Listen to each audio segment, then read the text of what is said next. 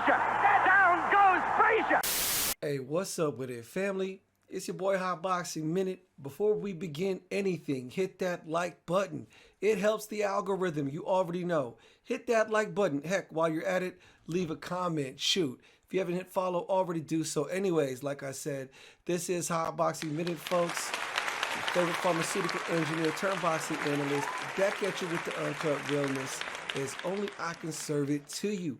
And on this beautiful, fine week, we got us some fights coming up, folks, on November 4th. Some of them might have flown below the radar, but this is a show for the hardcores because you already know we only doing what the hardcores do out there in the Royal Kingdom of Monaco, of all places, Monaco. We got a title fight going on for the IBF Junior Lightweight title or Super Featherweight, whatever you want to call it. Joe Cordina of Cardiff, Wales, going up against my man from Fort Worth, Texas, Edward Vazquez. Throw it up. Texas has been making a lot of noise lately. For those of you that missed it last weekend, Shacky Foster of Orange, Texas, or I guess some call it Fruit City, got the emphatic knockout stoppage over Rocky Hernandez. Well, now we got Edward Vasquez going for his first title attempt against Joe Cordina. Pardon me, I need a drink. My voice blew out at the fight between Alexis Rocha and my local San Diegan homie Giovanni Santillan, and I'm still getting my voice back, folks. So anyways, where was I? Oh, yes. Joe Cordina versus Edward Vasquez. We got my man Joe Cordina. This fight between Joe Cordina and Edward Vasquez, stylistically on paper, folks, it should be awesome. Don't front on my guy Joe Cordina. My homie Low Blow Leo of Low Blow Boxing put me up on him a few years ago. I saw him knock out Konichi Ogawa using the same right hand that made Konichi Ogawa famous, and I was sold. Joe Cordina is mega nice. He's got really great straight up fundamentals. He is a boxer with strong puncher features. He just got done beating Rakhimov in his most recent title defense. And Rakhimov, for those of you that don't remember, was the one that ended up beating Zelfa Barrett out there. Rakhimov is a heavy pressure, heavy-handed fighter coming out there from the Wildcard Gym in Los Angeles.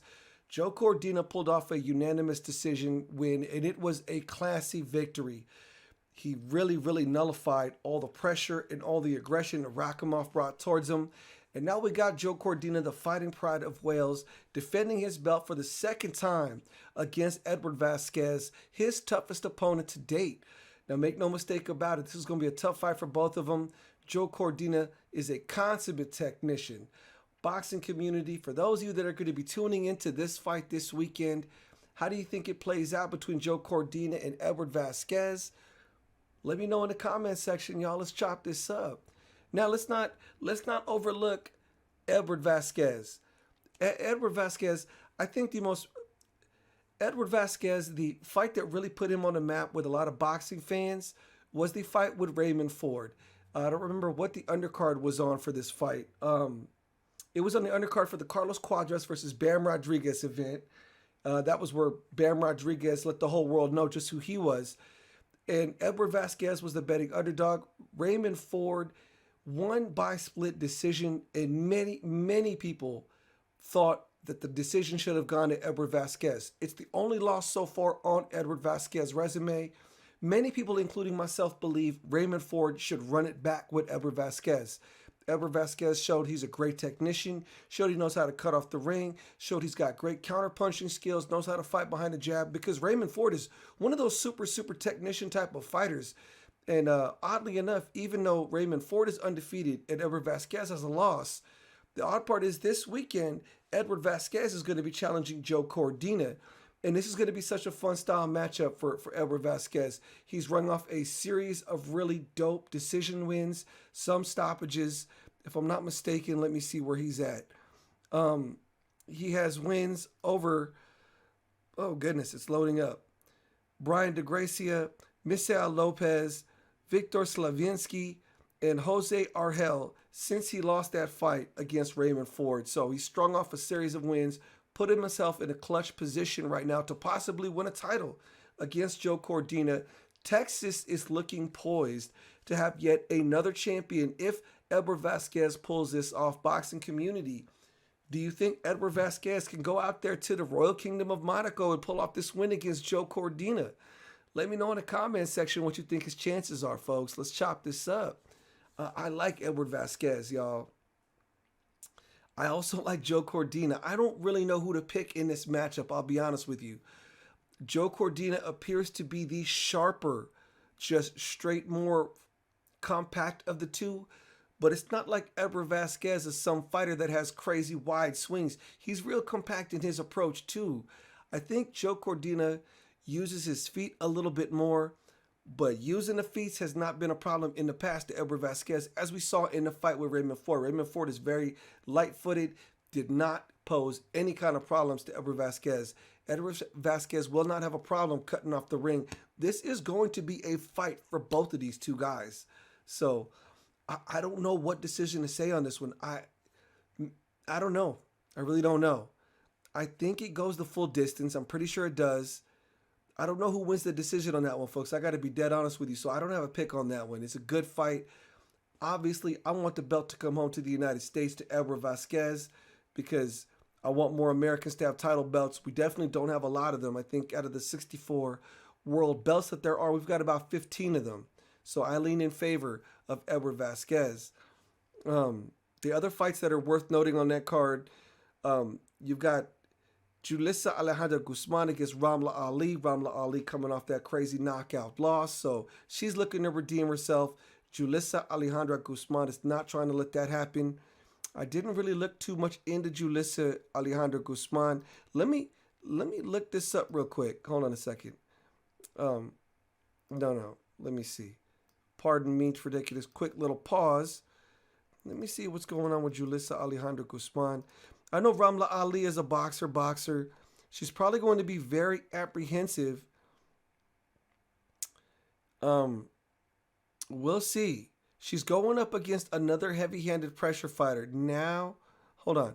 Oh, it's a rematch against the same girl that knocked her out last time. Never mind. Ignorant me. The only loss she has on her record, or she has two losses, is against Yamaleth Mercado and an early decision loss against Yolanda Vega.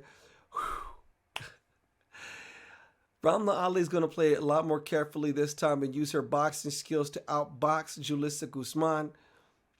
I'm going to have to favor Ramla Ali by decision on that one. I don't presume she's going to make the same mistake and try to stand and bang with someone she knows obviously has more power than she does. But Ramla Ali does have the skills to pay the bills. Sorry, y'all. I didn't do the homework on that one. I didn't realize it was the same girl that knocked her out.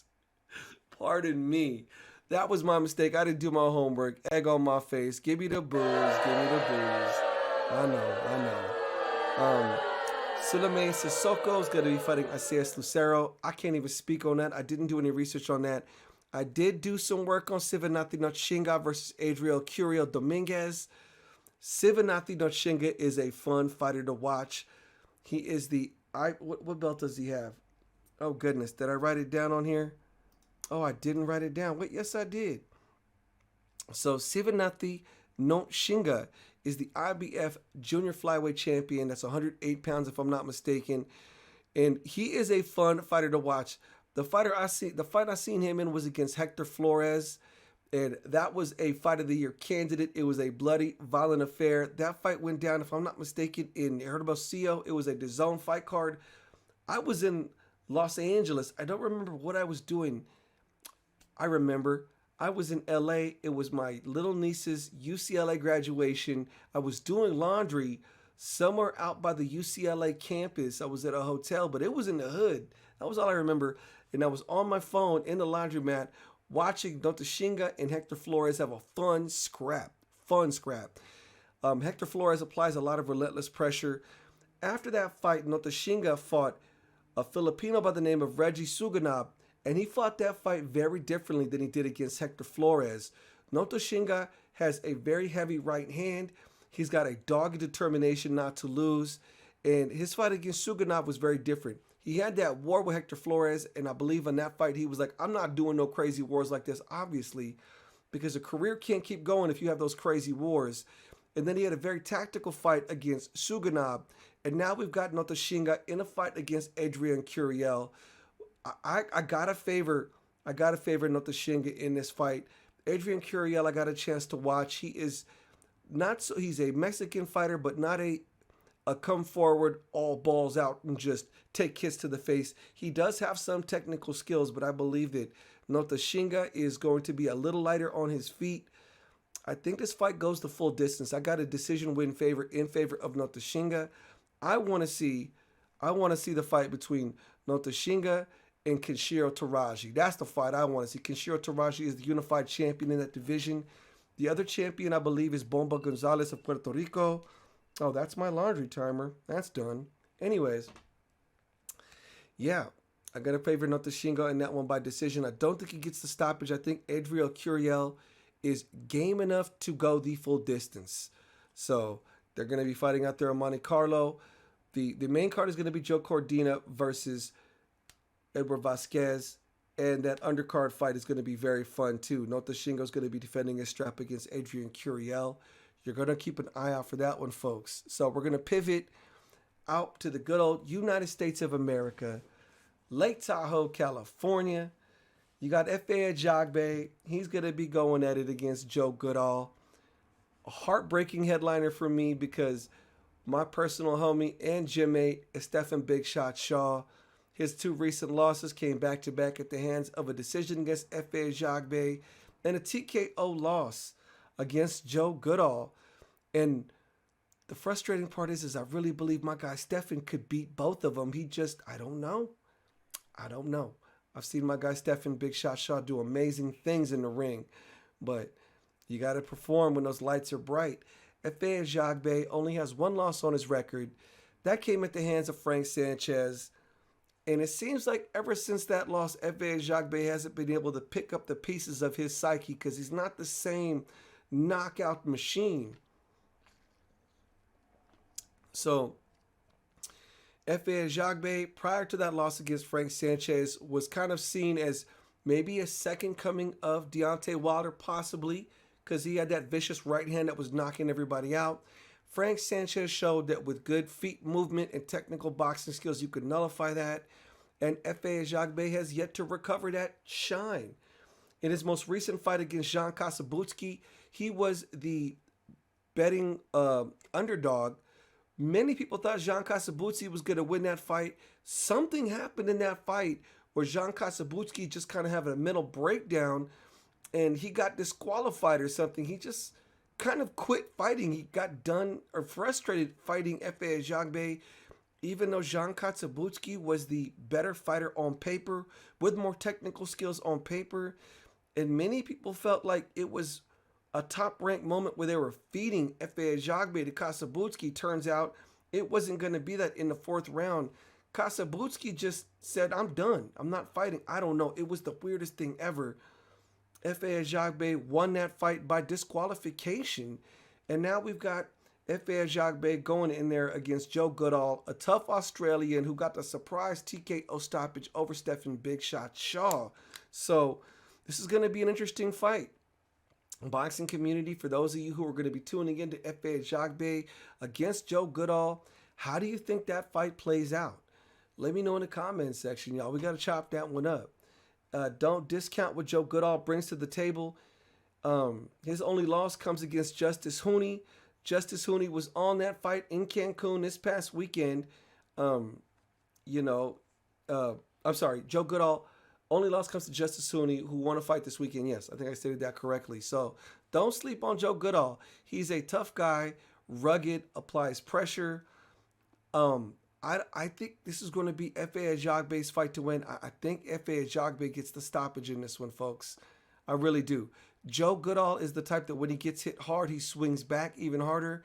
And I think that Efe Ajagba has enough timing and enough power as a stablemate of Jared Anderson to be able to use that experience to get the stoppage win against Joe Goodall. No knock to my Australian people, but I think this is going to be Efe Ajagba's time to kind of regain some of the shine his name lost in that loss to Frank Sanchez, oddly enough. the undercard to that, or maybe it's the co-main, I'm not sure. Raymond Murataya versus Diego Torres. So Raymond Murataya versus Diego Torres is going to be fighting this weekend on the undercard to the Efe Ajagba Joe Goodall heavyweight fight. And Raymond Murataya and Diego Torres, folks, don't sleep on this fight. These two are heavy-handed. They hit really hard. Diego Torres is a fun fighter from out there in Zapopan, Jalisco, Mexico. Oddly enough, I've been out there because I was out there for the Canelo fight in May in Guadalajara. And Diego Torres is a very, very tough, heavy-handed guy. He's only not gotten a knockout in one of his fights. He's undefeated. I first got a chance to see Diego Torres on the undercard to Jaime Munguia versus Demetrius Ballard. That was a fight out in Tijuana. He fought a gentleman by the name of Jonathan Escobedo, and it was easily the best fight on that entire card. Jonathan Escobedo was tough and absolutely determined not to lose. His face was bleeding. It was like a Mexican Rocky fight. Diego Torres ended up winning that fight by decision. They should run it back again. I'm not sure if they will, but Diego Torres has strung off like 4 or 5 knockout wins since then. Not against any really, really big names, but that power is real with Diego Torres. Make no mistake about it, folks. Diego Torres poses a legitimate threat to Raymond Murataya, and this is going to be a fun fight. Boxing fans are going to want to tune in that. It's going to be fireworks. Shout out to the matchmakers because Diego Torres is a heavy-handed, tough Mexican, and he's going to come out there for Raymond Murataya's head. And, of course, Raymond Murataya is no joke himself. He just got done knocking out Nakatila in 2 rounds, and Nakatila was seen as a heavy-handed knockout artist himself. So this fight is one you're going to want to key out to, tune into, and watch. What can you say? Raymond Murataya, I got to favor him.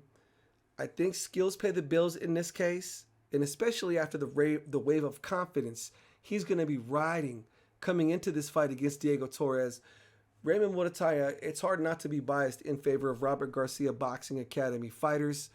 Robert Garcia just got done getting a key win with Giovanni Santillan against Alexis Rocha. Raymond Murataya is in there thick again against another heavy-handed fighter, but Raymond Murataya has shown there's definite craft to his power.